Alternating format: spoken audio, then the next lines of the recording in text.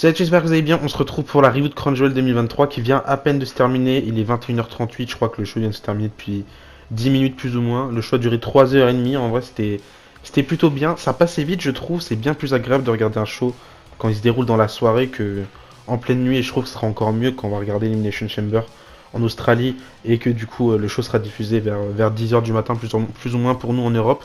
J'avais pas énormément d'attentes pour ce show, j'avais quelques craintes pour quelques matchs, j'avais quelques matchs qui m'intéressaient plus, mais j'avais pas une énorme hype pour ce show-là. Je l'ai regardé tranquillement sans vraiment avoir une hype autour de ce show, et finalement c'était plutôt bien. C'est un pay-per-view en Arabie Saoudite, et comme tous les pay-per-views en Arabie Saoudite, je pense qu'on partage tous le même avis, c'est pas des gros pay-per-view, on n'a pas énormément une grosse hype autour de ces shows-là, mais ces dernières années c'est plutôt bien, enfin du moins ça sort du lot des premiers pay-per-views en Arabie Saoudite qu'on a pu avoir en 2018, c'est bien mieux que ce qu'on a pu avoir avec les Undertaker, les Goldberg, etc. Là, c'est bien plus construit, ça suit bien plus la trame originale des weekly de la WWE, donc tant mieux. Enfin, depuis que Triple H a pris le contrôle, en tout cas, l'écran de Joel, il n'y a pas trop grand chose. Enfin, les pay-per-views en Arabie Saoudite en général, il n'y a pas grand chose à rajouter là-dessus, mis à part que c'est des pay-per-views sympas, ni plus ni moins. Là, je dirais que le pay-per-view, il était mieux que le pay-per-view précédent de Fastlane, qui était pour moi pas grandiose, et il était un petit peu moins bien quand même que Payback, qui était vraiment très très réussi comme pay-per-view. Ça m'a laissé une bonne appréciation par rapport à ce pay-per-view là. Mais ce show là était pareil en vrai, c'était plutôt bien. Il n'y avait pas grand chose qui m'a dérangé, mis à part deux trois choses, mais on y reviendra juste après. On a commencé le show avec le kick-off, Sami Zayn contre JD McDonald, c'était le seul match qu'on avait eu dans ce kick-off là. Et le match, je l'ai trouvé hyper sympa, 10 minutes de catch. Forcément, c'était le kick-off. On va pas se fouler non plus pour sortir un gros match. Mais il y avait quand même pas mal de liberté. On a eu un bon petit match entre Sami Zayn et JD McDonough où ils ont pu tous les deux montrer qu'est-ce qu'ils savaient faire. 10 minutes de match, je trouve que c'était largement suffisant. On aurait pu avoir ce match-là en weekly sans problème, ça aurait été de la même qualité. Et je trouve juste qu'il faut donner encore une fois ses fleurs à JD McDonough. C'est juste un catcheur excellent, il sait vendre quand il faut vendre, il sait vendre à l'intensité qu'il faut. Euh, En vrai, il sait tout faire et c'est juste incroyable. Et je trouve que la WWE le remercie bien de tout ce qu'il fait en lui donnant ce genre de match, ce genre de gros match face à Sami Zayn en pay-per-view. Même si ce match c'était plutôt pour mettre Sami Zayn sur la carte pour qu'il ait sa petite pop parce que le public saoudien ils aiment beaucoup Sami Zayn, ça a réussi. D'ailleurs très très belle entrée de Sami Zayn, le stage il était super beau, rien à dire là-dessus.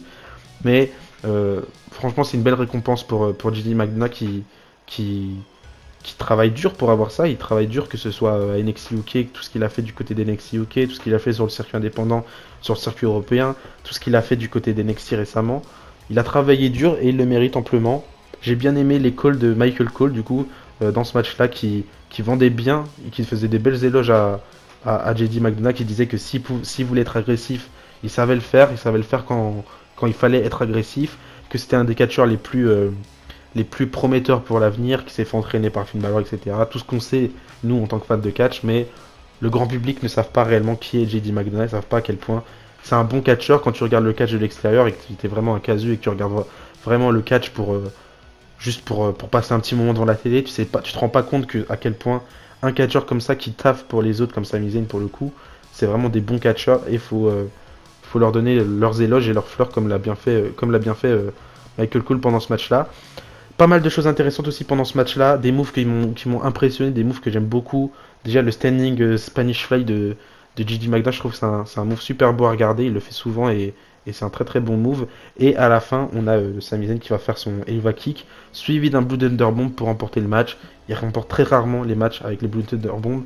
Je crois qu'il a battu que AJ Styles avec ce move-là, et là, il a remporté le match face à JD McDonough avec ce move. En plus, ça a bien protégé JD puisque il lui met deux finishers, donc très très beau match, j'ai bien aimé pour commencer le show. Ça aurait peut-être mérité un match dans la carte principale, vu d'autres matchs qui n'ont pas été si impactants que ça.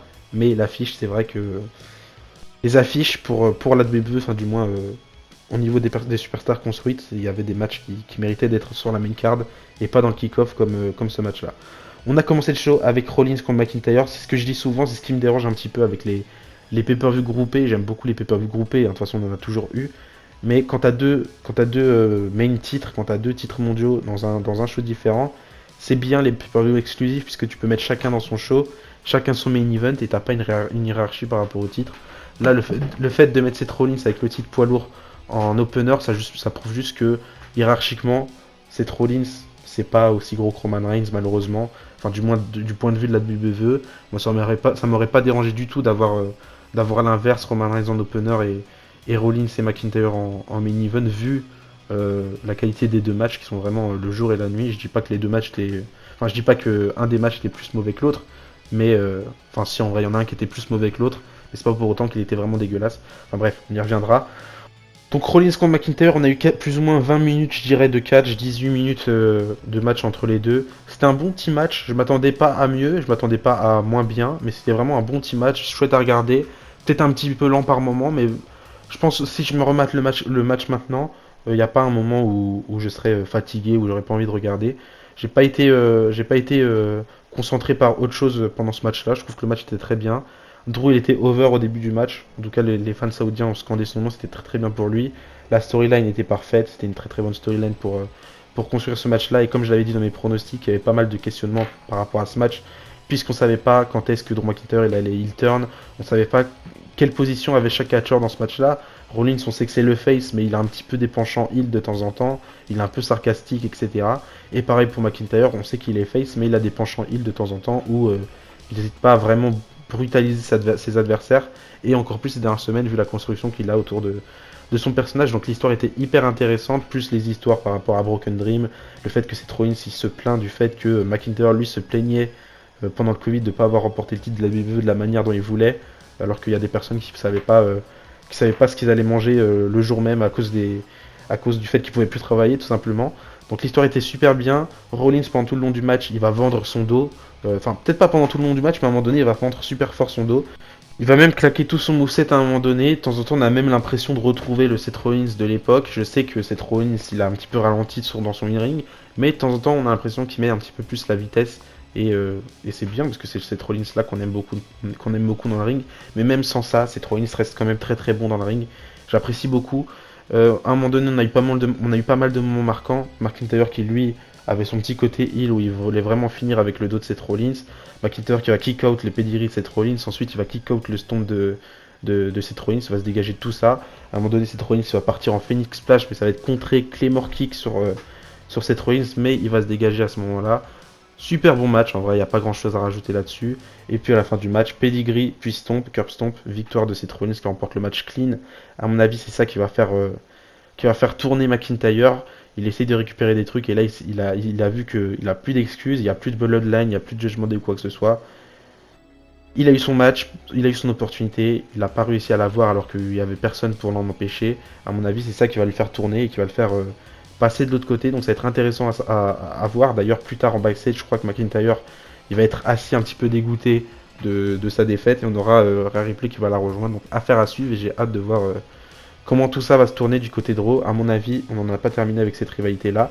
D'ailleurs, après le match, on a Damien Priest qui débarque, qui veut cash in. Sauf qu'on a Sami Zayn qui revient, il va prendre la mallette, et il va même se barrer avec la mallette. Donc à voir, ça peut être intéressant. J'ai hâte de voir ce qu'ils vont nous raconter avec cette mallette-là. On sait qu'il y a pas mal d'intrigues par rapport à la mallette. Certains qui disent que JD McDonald a enlevé le contrat de la mallette pour la donner à Finn Balor, etc. Et que finalement ça va être Finn Balor ou JD McDonald qui va cash in, peu importe. Mais là, le fait que Sami Zayn il vole la mallette, qui pourrait peut-être probablement l'utiliser dans un futur proche, bah ça peut être intéressant. Je préférais voir en vrai plutôt Sami Zayn cash in et avoir son moment à lui plutôt que de voir Damien Priest, même si Damien Priest il mériterait amplement de devenir champion du monde. Je sais pas s'il est prêt. Bon, nous a prouvé quand même qu'il était prêt à être sur le haut de la carte, mais je sais pas en vrai si c'est le bon moment de lui donner le titre.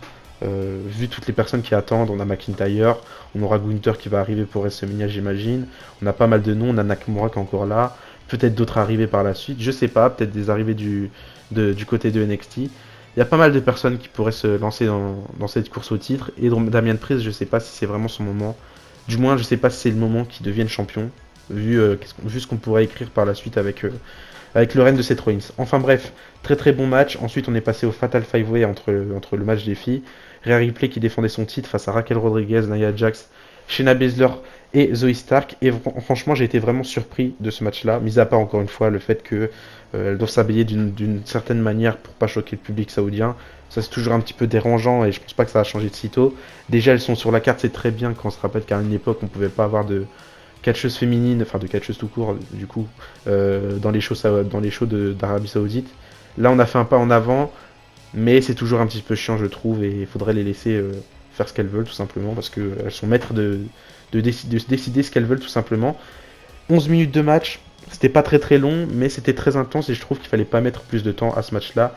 Tout le monde a réussi à briller, Nia Jax s'est un petit peu éclipsé, on va dire, pendant le match, on l'a pas vu tant que ça. On a eu un bon face-off entre Rhea Ripley et Raquel Rodriguez, c'était sympa à voir. D'ailleurs, mention spéciale à Zoe Stark qui a fait un match excellent, je trouve que c'était la femme du match. Elle nous a claqué des moves, j'étais même pas au courant qu'elle savait claquer ce genre de move. Donc franchement, chapeau à Zoe Stark qui nous a claqué un bon match. Je pense qu'elle pourrait avoir son petit push à l'avenir et avoir une chance pour le titre face à Rhea Ripley au prochain pay-per-view ou peu importe. Mais c'était un bon petit match de Zoe Stark. Pareil pour Shayna Baszler, elle a réussi à bien montrer. On a eu des combinaisons où que plusieurs fois on a eu des finishes, enfin pas des finishes mais des roll-ups en même temps dans le ring, des soumissions en même temps dans le ring. Il y avait des trucs intéressants, c'était innovant et le match je l'ai trouvé très très sympa. Victoire de Rhea Ripley qui remporte le match à la fin. Évidemment, elle conserve son titre.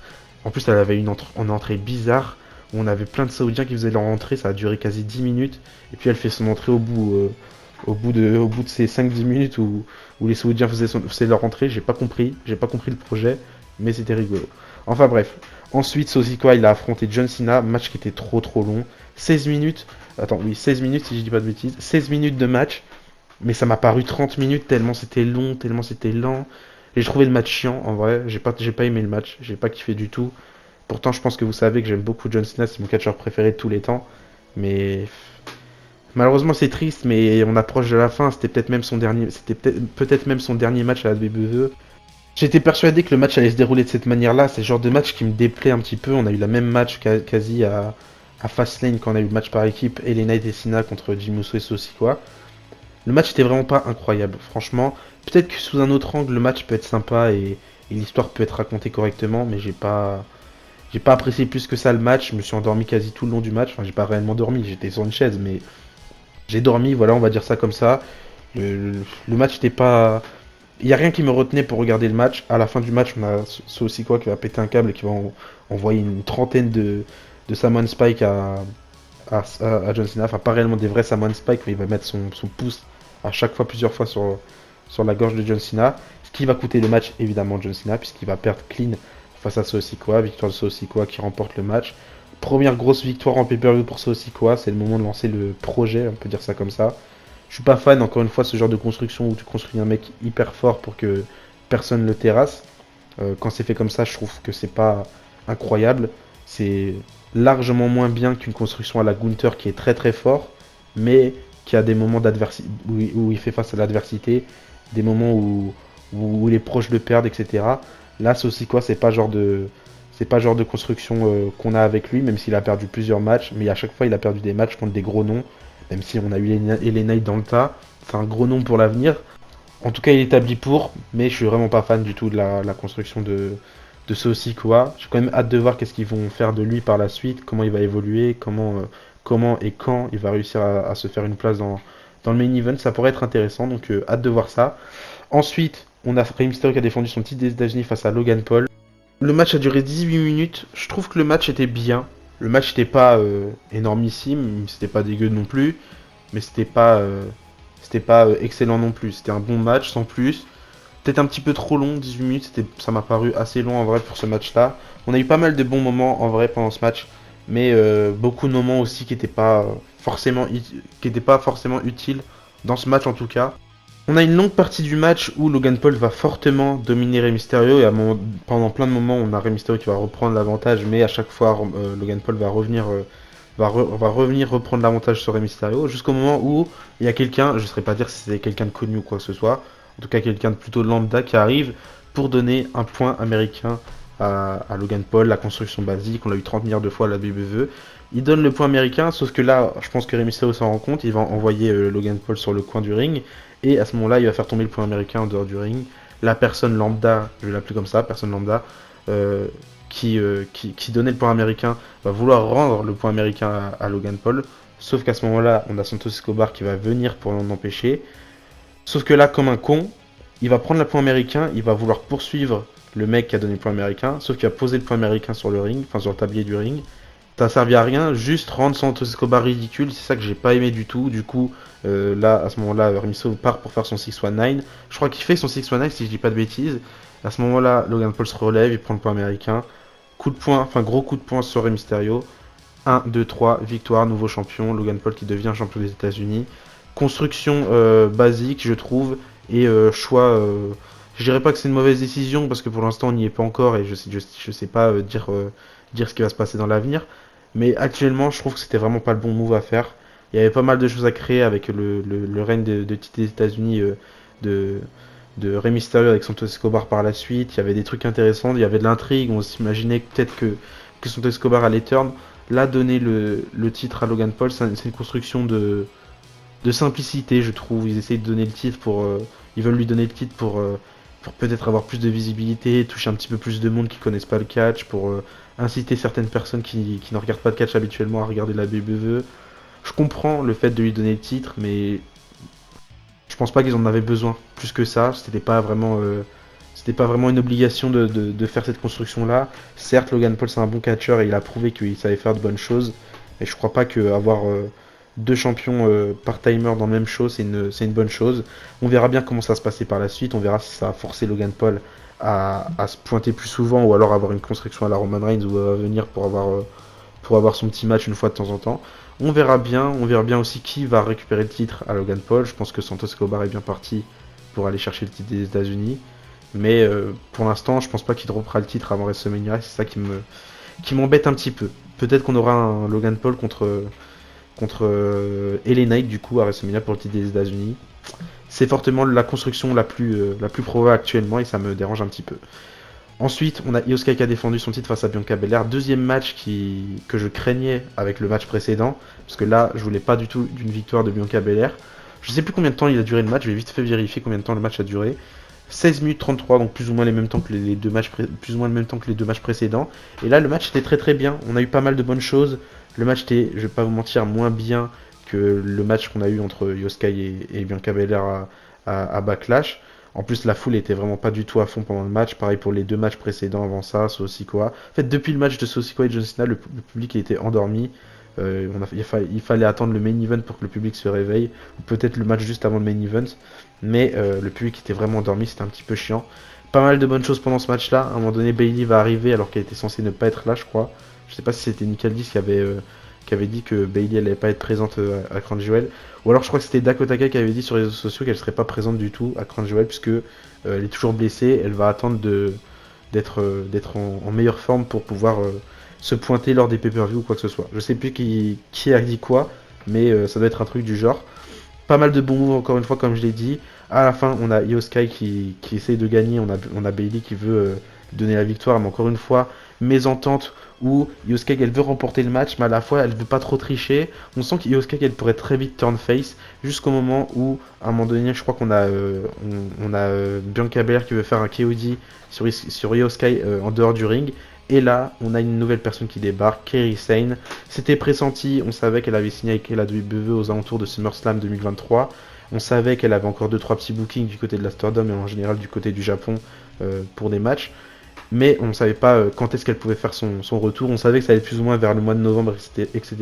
Mais je m'attendais pas réellement à un retour du côté de Crunchyroll avant de voir les rumeurs évidemment hier soir qui disaient qu'on pouvait avoir le retour de Kairi Sane. Et là c'est plutôt vrai du coup puisqu'elle fait son retour. Et là c'est vrai du coup parce qu'elle a fait son retour de Kairi Sane. J'ai popé comme un fou, j'étais super content de la voir.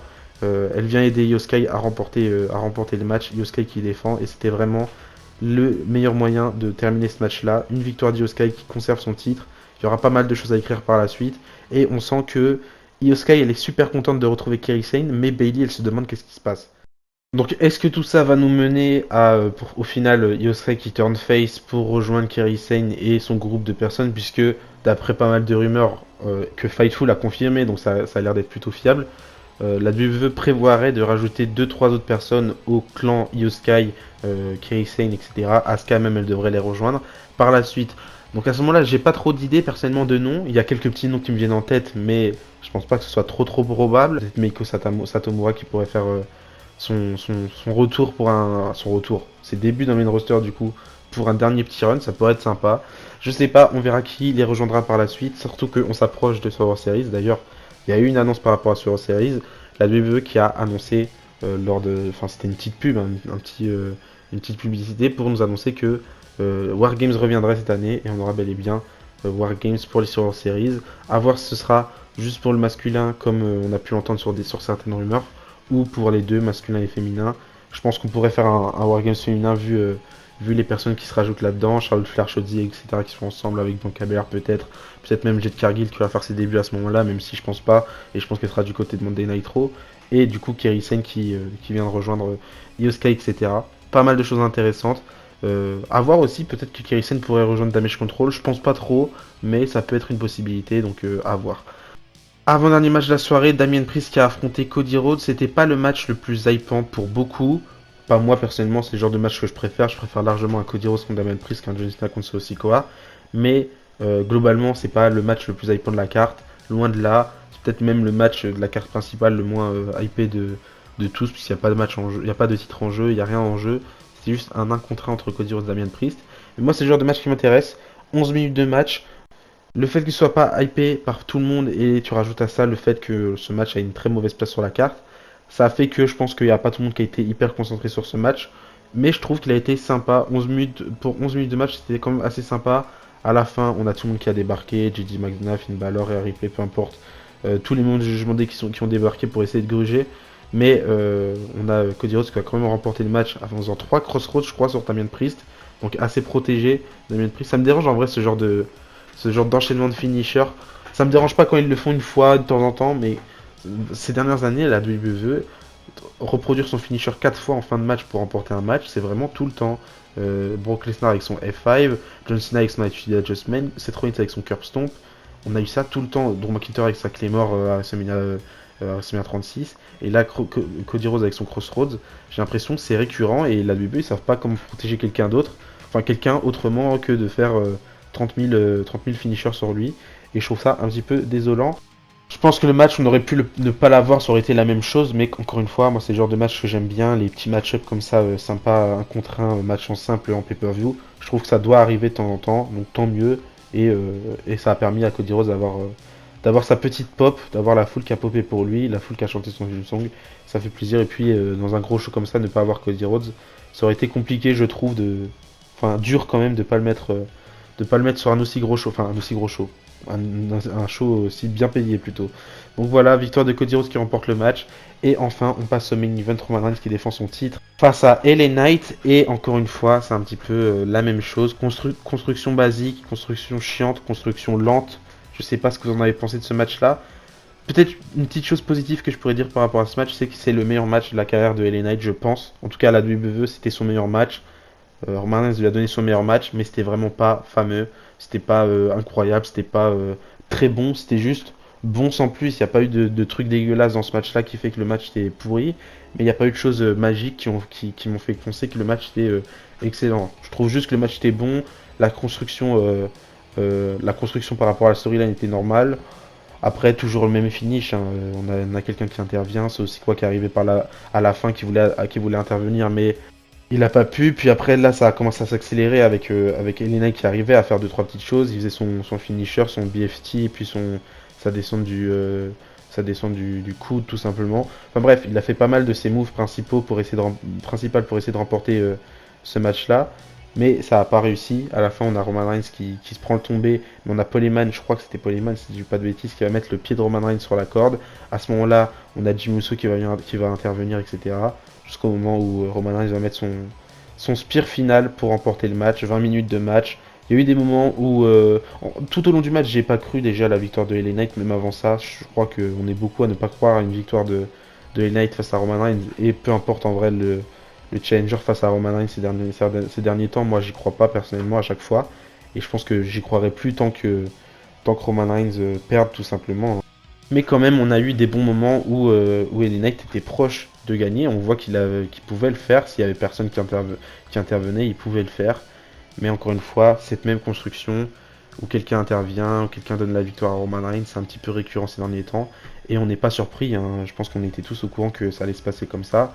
J'avais dit dans mes pronostics que je pensais pas que que quelqu'un allait intervenir. Je pensais que Roman Reigns allait faire les choses à sa manière et les choses de lui-même, remporter un match clean, peut-être même peut-être pas clean, hein, juste il attaque LA Knight fourbement, mais pour conserver son titre sans l'aide de personne. Mais finalement, fallait pas trop y croire. C'était sûr, victoire de Roman Reigns qui gagne encore une fois en trichant et c'est un petit peu dommage parce qu'il est jamais là. Il catch une fois tous les 4 mois et à chaque fois qu'il catch, c'est la même chose, l'intervention pour conserver. On a l'impression que la WWE, ils prennent même pas le temps de se concerter sur ce qu'ils veulent faire par rapport au match de Roman Reigns. Ils savent déjà que ils vont faire les trucs comme ça et ça sera comme ça jusqu'au moment où il perdra son titre. Maintenant, il suffit juste d'attendre qu'il perde son titre, mais en attendant, c'est un peu dommage d'avoir le même genre de construction. Ça rend le règne moins bien qu'au début où vraiment c'était innovant ce qu'il faisait avec le règne de Roman Reigns. Il y avait des histoires excellentes, même si là les histoires sont toujours très très bien, mais c'est différent. Les choses sont faites trop différemment. On n'a plus de victoire clean de Roman Reigns, on n'a plus de victoire originale. Là, c'est toujours rêve bump, intervention et victoire de Roman Reigns. Même construction après même construction. Et je pense que ça en frustre plus d'un, moi en particulier. Et le fait que ce soit la chose qui termine le show, ça rend le truc encore plus frustrant. De se dire que on termine pas sur quelque chose de magique. Là, on termine sur un truc qu'on termine tout le temps. C'est très triste et très dommage. Ça diminue forcément mon avis global sur le show. Déjà que j'étais pas très très content de certaines choses qui sont passées durant le show. Mais là, ça le diminue encore plus. Et du coup, voilà. Donnez-moi, vous, votre avis par rapport à ce main event, par rapport à la construction de Roman Reigns. Si vous pensez que c'est un petit peu trop, c'est un petit peu forcé, c'est un petit peu répétitif. Donnez-moi votre avis, parce qu'il y en a peut-être qui aiment beaucoup le fait que Roman Reigns gagne tout le temps ses matchs comme ça, et qu'ils attendent que ça, de voir ce genre de match. Moi, personnellement, c'est pas trop mon avis, et j'espère qu'on aura du changement prochainement. En tout cas, très hypé par les choses qui vont arriver par la suite. Hâte de voir la suite pour Drew McIntyre, hâte de voir les prochains challengers à certains titres, hâte de voir comment les choses vont évoluer. Il y a pas mal de petites interrogations, et ça c'est le plus important. J'aime bien terminer un pay-per-view, terminer un show en étant hypé par ce qu'il pourrait se passer par la suite. Mais là, ça manque un petit peu de ça manque un petit peu de joie, je trouve, globalement autour de ce pay-per-view. Pas mal de choses sympas, mais beaucoup de choses un petit peu décevantes aussi. Après, ça reste un pay-per-view en Arabie Saoudite, je me suis pas trop fait d'attente par rapport à ça, mais voilà. C'est juste dommage, on a juste l'impression que la WWE nous donne le strict minimum, que ce soit sur le in-ring, les résultats ou peu importe. Ils donnent juste le strict minimum histoire de vendre leur pay-per-view et essayent pas de faire plus pour rendre les choses encore plus grandes, et c'est un petit peu dommage. Il y a pas mal de matchs sur cette carte-là, ça fait rêver, c'est des matchs de rêve, et quand tu les vois, bah finalement c'est un petit peu plus décevant, que ce soit pour le résultat et pour le in-ring encore une fois. C'est moins bien que ce qu'on imaginait. Et à côté de ça, t'as pas mal d'autres shows de catch en dehors de la WWE où chaque show ils essayent de donner le meilleur, chaque show ils essayent de donner les meilleurs matchs. Et c'est pas le cas pour la WWE, mais encore une fois, ça reste un pay-per-view en Arabie Saoudite. Je comprends aussi qu'il n'y a pas eu tous les moyens qui ont été donnés pour rendre le show encore mieux, mais bon, pour moi, faudrait avoir des bangers à chaque show et ce serait vraiment l'idéal. Dites-moi si vous partagez mon avis, vous aussi. D'ailleurs, il y a pas mal de choses qui se passent en ce moment sur les réseaux sociaux par rapport à Will Ospreay déjà, par exemple. Bon, c'est pas grand chose, mais il y avait une photo que la WWE avait postée avec Seth Rollins qui conserve son titre. Et on a Will Ospreay qui a répondu avec les emojis yeux. Je sais pas si vous voyez de quel genre d'emoji je parle. Et Seth Rollins lui a répondu quelque chose. Donc, à voir, intéressant. On verra vers quelle compagnie se dirigera Will Ospreay une fois que son contrat sera terminé avec la New Japan Pro Wrestling, s'il restera avec la New Japan ou peu importe. En tout cas, ça pourrait être intéressant. Chaque année, on parle de ce match entre Seth Rollins et Will Ospreay. Si ça arrive un jour, je serai très très content, mais on verra bien. Pour l'instant, je me fais pas de faux espoirs. Mais voilà. On a aussi John Cena qui se dirige vers la retraite, probablement, puisqu'il poste une photo de David Beckham au moment où il prend sa retraite. Donc, à voir. Je pense qu'il troll toujours John Cena, mais ça reste une possibilité. On est plus proche de la fin que du début pour la carrière de John Cena. En tout cas, donnez-moi vous votre avis par rapport à ce show dans les commentaires, si vous avez aimé, si vous n'avez pas aimé. Et si on se retrouve cette semaine pour ma review de Raw et pour ma review de SmackDown. Et d'ici là, je vous dis à la prochaine. N'oubliez pas, tant que catch à sport. Bisous bisous.